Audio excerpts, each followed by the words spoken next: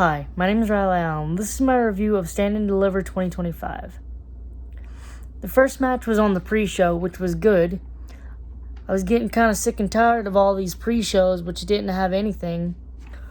The match itself wasn't that good in my opinion. It was a women's tag team number one contender match, which was won by Gigi Dolan and Tatum Paxley. They defeated Cora Jade and Roxanne Perez, as well as Fallon Henley and JC Jane and Jakara Jackson and Lash Legend. The match was 12 minutes and 51 seconds, and it was an elimination style match. I had predicted that Jakara Jackson and Lash Legend would win.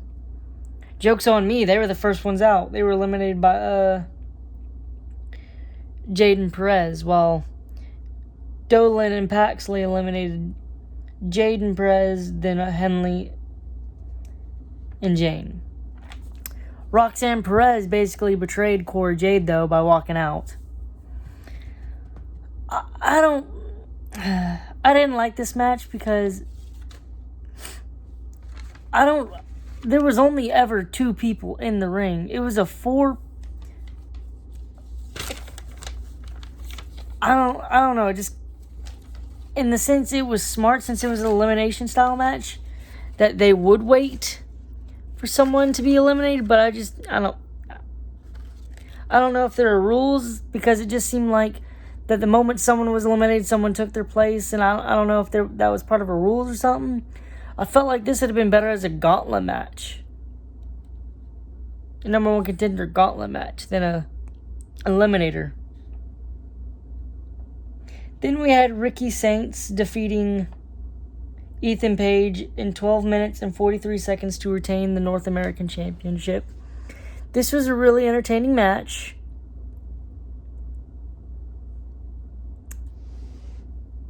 That's all I can say about it. I really enjoyed it. Then we had Hank Walker and Tank Ledger defeating Nathan Frazier and Axiom in 13 minutes and 56 seconds to win the NXT tag titles. I had predicted that they would retain them. This was really shocking. I didn't think Hank and Tank could do it. Well, the match itself was actually really entertaining, and I was rooting for Hank and Tank.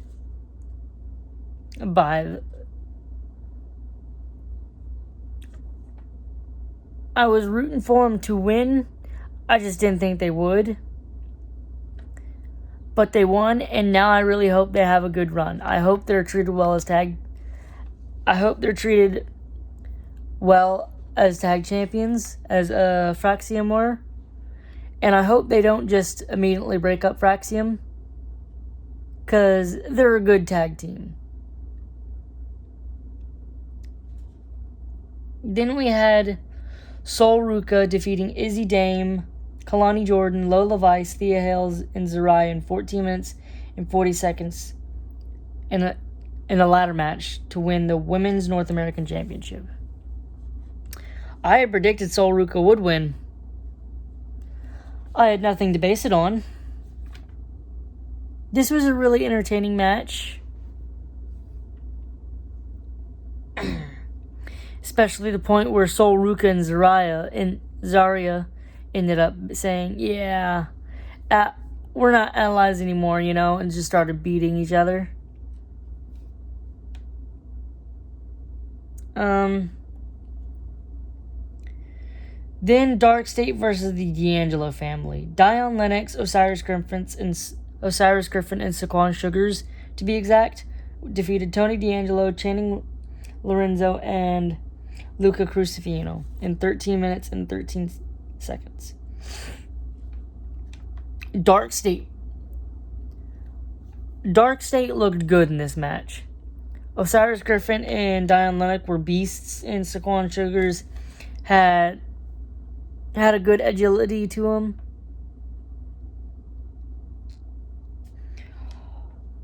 While Channing Lorenzo ended up betraying the Don, Tony D'Angelo. I'm excited to see what they do with this. How that's going to play out. Then we had Stephanie Vaquer defeat Julia, Jada Parker, and Jordynne Grace to retain her championship in 16 minutes and 29 seconds. She retained the women's NXT championship. This was a really entertaining match, but like the tag team match on the pre-show, this one kind of took a while to find its footing. Like, one person would fight this person while the other two were on the ground. It wasn't until like the latter half of the match that they really got together and started to become an entertaining match. And then by far the best match of the night, Oba Femi defeating Trick Williams and Javon Evans to retain the NXT title in 16 minutes and 58 seconds. This was by far, in my opinion, the best match because of Javon Evans. Javon Evans never made a lull in the match. There was never a lull when Javon Evans was doing what he does. This, unlike most triple threats, didn't feel like a triple threat where one guy was sitting out while the two fought. There was moments like that, but they did not last as long as they usually do.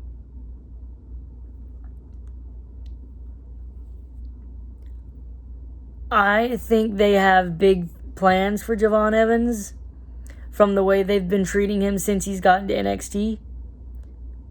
Matches with Randy Orton, title opportunities.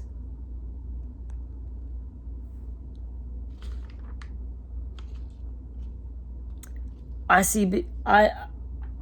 wouldn't be shocked if he actually wins a title by the end of the year. Whether it's the North American or something like that, I wouldn't be shocked. Also, I'd like to point out that a good chunk of these people were not with the company this time last year. Or at least actively.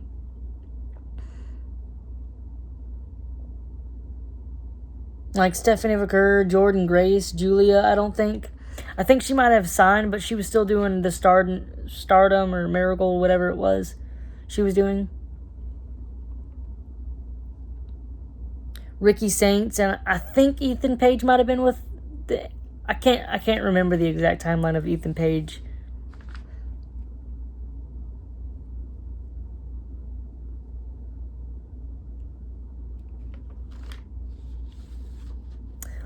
Overall, I found Stand and Deliver to be quite enjoyable. I didn't like that there were so many multi-men matches and multi-women matches.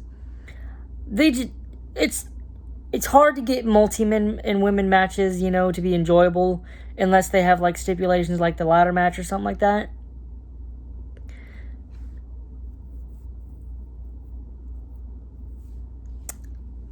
And with that in mind, I did not find... My least favorite match was the tag title number 1 contender match. Women's tag title number 1 contender match. But it's okay because that was on the pre-show. So, it's not like anybody was missing much. Because most people don't watch the pre-show. My favorite match was, of course, the triple threat for the NXT tag title. Javon Evans is steadily... this is... I wouldn't say NXT Stand and Deliver was the greatest PLE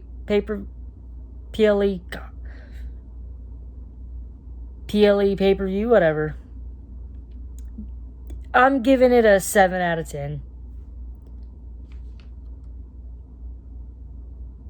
Mostly because I'm taking it... I would give it higher, it's just...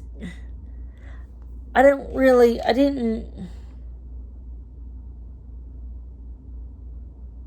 didn't find these multi-men matches and the tag matches that... I felt like they could have, cut down on the multi-men matches.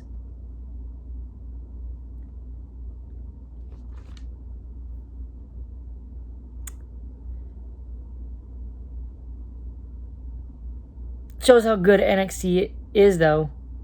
That they fit all the talent they had to make multi-men and women matches.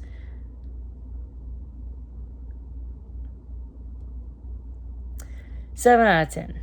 Thanks for watching the video. Don't forget to like, comment, and subscribe, and I'll see you in the next video.